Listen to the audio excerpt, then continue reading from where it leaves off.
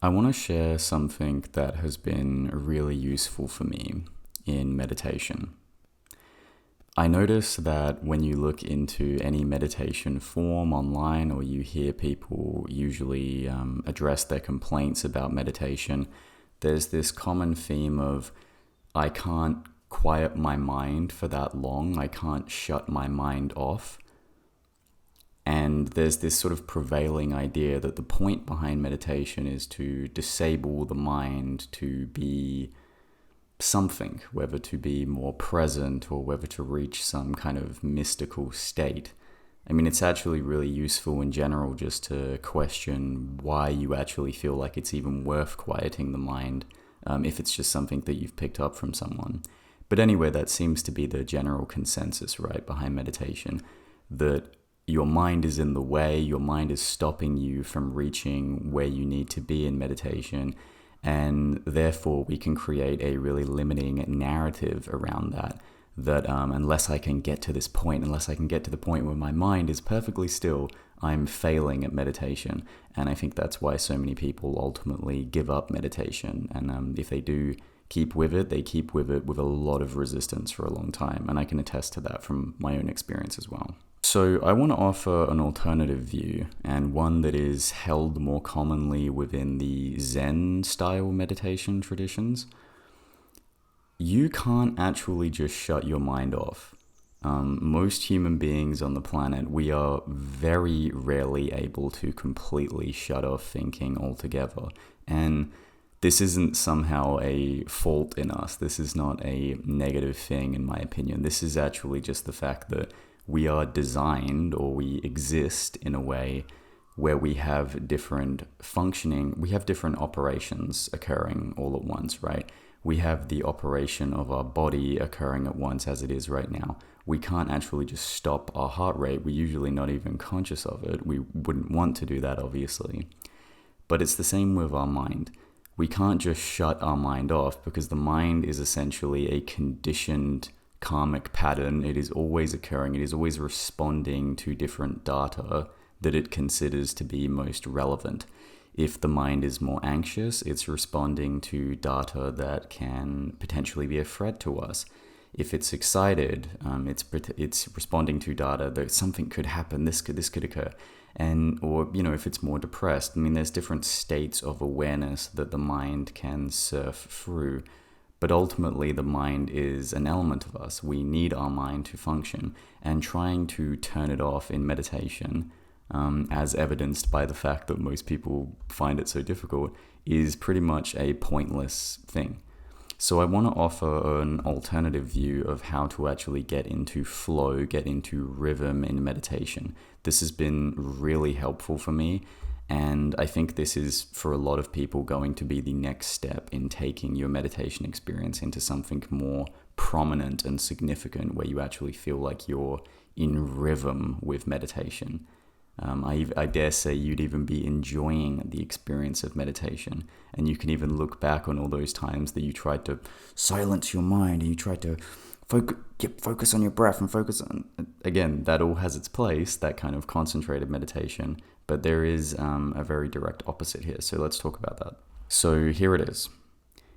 When you're sitting in meditation, instead of trying to pick a point to focus on, and like I said, this can be valuable in its own way. This is the kind of contracting consciousness point of view of meditation. But instead of doing that, instead of trying to turn your mind off, instead of berating yourself with more thoughts because you're having thoughts, try actually letting your mind go.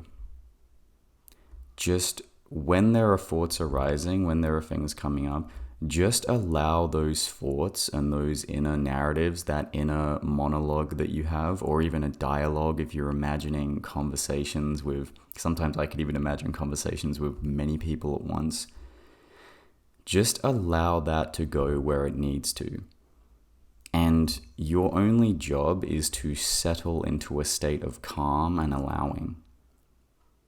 So this is almost too simple, right? It's very under the nose. It's the kind of thing where you're actually just allowing experience to unfold as it naturally does. If your mind is taking you into a host of anxious scenarios this day when you're sitting in meditation, just allow it to do so. Just watch it happen. And just sit still and just see what's happening. See where it wants to take you.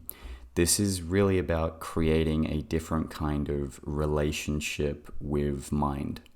We don't have the relationship with mind that we're talking about before, where we're in an antagonistic, resistant relationship with mind, where we're trying to contort it and make it go where we want to. Instead, we are creating the kind of relationship with mind, we're cultivating the kind of relationship with mind where we're allowing it to take itself where it needs to. There is just the still space, and we're watching thoughts arise out of it. We're watching thoughts create realities and destroy realities and tell us things, and we're just allowing that to go. When we start to allow the mind to just take the natural course that it needs to take, along with the feelings, because obviously the thoughts that are coming up, the narrative that's coming up, the feelings are sort of responding to that, right? If we have anxious thoughts, there tends to be stress elevation in the body. If we have very pleasant, very calm thoughts, there's usually a pleasant sensation in the body. Just allowing the thoughts and the feelings and the physical sensations that are occurring to happen. What I notice is that there tends to be a natural dissipation of that noise over time. It might not be every day. I'm not saying that this is just something where you can just immediately slip into stream entry consciousness and you're just completely non-resistant right away. Like anything else, this does take practice. But what I seem to notice is that by allowing experience to occur, instead of resisting it, instead of trying to fight what's happening, there's a natural peripheral awareness of stillness that occurs. It's not the stillness of whatever you imagine stillness to be, whatever we think it's going to be, this like heightened nirvana state. And it's like, oh, it's so beautiful and it's so incredible. It's because that's just more mind, really, right? That's just more thoughts. But there's an innate sensitivity of a pervading stillness that's surrounding. And I think when mind is let go and it's just allowed to flow outward and take us anywhere that it needs to take us, we're cultivating that relationship with mind through compassion. We're cultivating a relationship with mind which is allowing. And when that happens, there's not as much friction, there's not as much tension.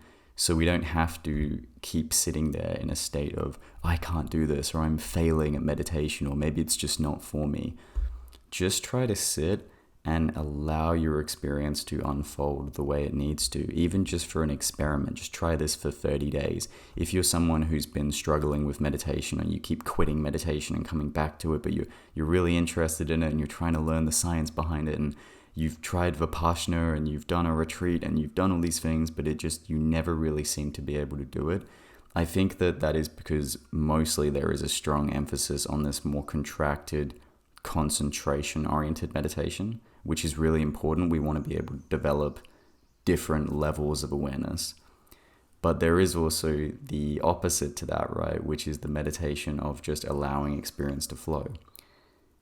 Allow your experience to happen the way that it needs to, and just notice how that resistance will slowly dissipate, and that there is actual stillness that you have access to right now in the present moment.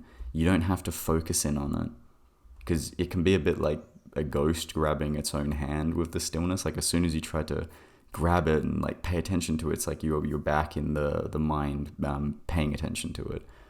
So it's almost like there just has to be a natural appreciation, just allowing it to be there. It's like you're allowing yourself to just have the experience of seeing things in the room without needing to dart your eyes across them and pay attention to them. You're just allowing experience to be. And from this place, I think you're going to notice that you have a lot more stillness, a lot more calm, and a lot more rhythm in your meditation. I think you're going to find that your meditations can be a lot more pleasant as well. And then if and when you need to go back to more contracted meditation and you want to start paying attention to the breath or a particular point in the mind or something like that, a sensation in the body, then you can. And you're learning how to oscillate between a more fluid, outward, allowing meditation and also the more concentrated one. I think it's really important to mention this because, like I said, you don't hear the more allowing element of meditation quite as commonly, I don't think, or at least when I hear people who have problems with it. Anyway, it's just going to be a quick one. I was just thinking that would be something that's really useful if you're struggling with this. I've definitely struggled with this. I've been practicing meditation for around 10 years, and I've had long periods where I've not really known how to, I felt like guilty almost. I've not really known how to let go of the thoughts that are coming up. And it turned out that it was just too simple for me to see. A lot of the time, it's just allowing experience to unfold.